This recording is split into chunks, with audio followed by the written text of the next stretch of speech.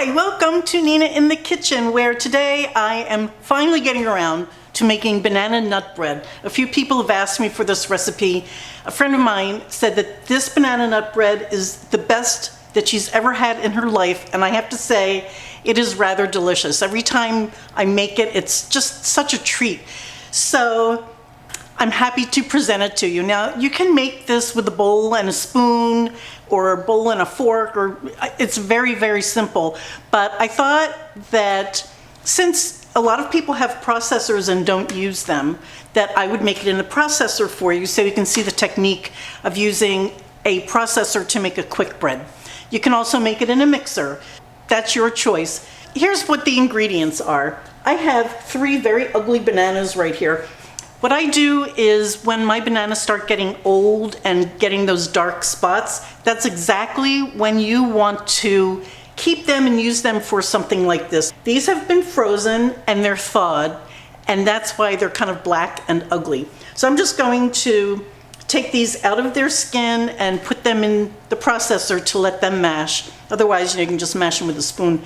I also have 1 cup of chopped nuts. If you're using your processor, put those in first while your bowl is dry and clean. Pulse, pulse, pulse till you get the size that you want, and then remove them and proceed with the recipe. So let me just get these bananas in here and we'll get going. I'm just cutting a strip right down the side.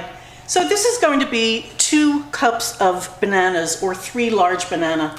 When you're using a processor for a quick bread or any soft dough, like a cake or muffins, anything like that, scones, biscuits, what you want to do is just be very careful not to overmix. So I'm putting my wet ingredients in first. They get buzzed up for about 30 seconds to up to 1 minute, depending on how fluffy you want your food. So sugar goes in. This is 1 cup of sugar. This is 1½ sticks of unsalted butter. I don't serve this with butter because you don't need to. The butter was melted and cooled. These are 2 eggs. This is 3 tablespoons of buttermilk. If you don't have buttermilk, you can use regular sweet milk and 1/2 teaspoon of vinegar, and then let it sit out for about an hour. It will start to look curdled, and that's when you can use it. When you use a processor, your ingredients can be cold, by the way.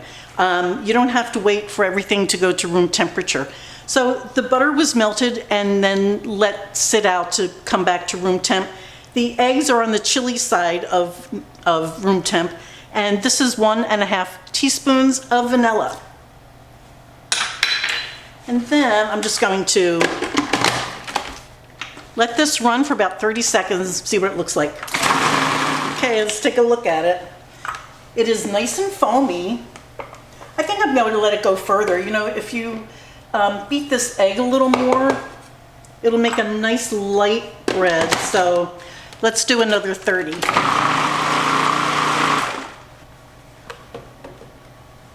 That looks nice. I like the amount of bubbles in here. I'll just swipe that down. And now I'm putting 1/2 teaspoon of salt. I'm going to add 2 cups of flour, and if you've heard me say this before, I apologize, but it's worth repeating.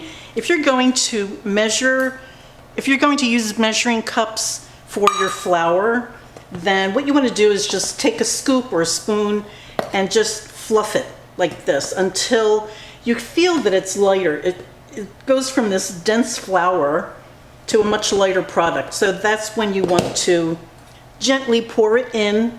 This is the correct way to do it.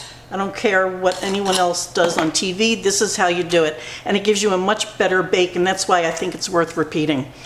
If you're weighing this, then you want to go with 250 grams of flour. That's 125 per cup. That's how I measure it. So there's 1 cup in. And another cup, and you sweep. And then I'm going to take some of this flour and just maybe a teaspoon or so to mix in with those nuts. So here is the 2nd cup. This is 2 teaspoons of baking soda, and I'm going to just scatter this over the flour, and that will mix in later. And I'm adding 1/2 teaspoon of salt. Same thing, I'm just going to sprinkle it over the top. And just pulse this now until the ingredients look like they're incorporated. And I can hear it sounds different. And there it is, that's your batter. Everything's mixed in. Okay, let me just go back to these nuts for a moment. These nuts were toasted at 350 degrees for about 7 minutes. And there's no color on them, but I could smell that they were toasted. They feel drier than they were. You can taste the toast on them.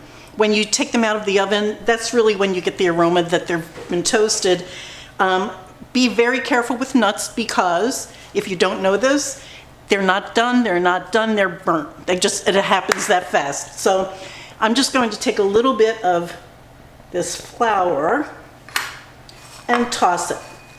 And what this does, and I do this with raisins, lemon peel, any dry ingredient that you're putting into your quick bread, just toss it like that. This will prevent the nuts from going to the bottom of your bread or cake or whatever it is you're making. So that's a good tip. I'm just going to put these in, same thing, scatter them around. And then just pulse this. I don't want to chop these anymore, but I just want them to incorporate into the rest of the ingredients. So I'll do 2 1-second pulses.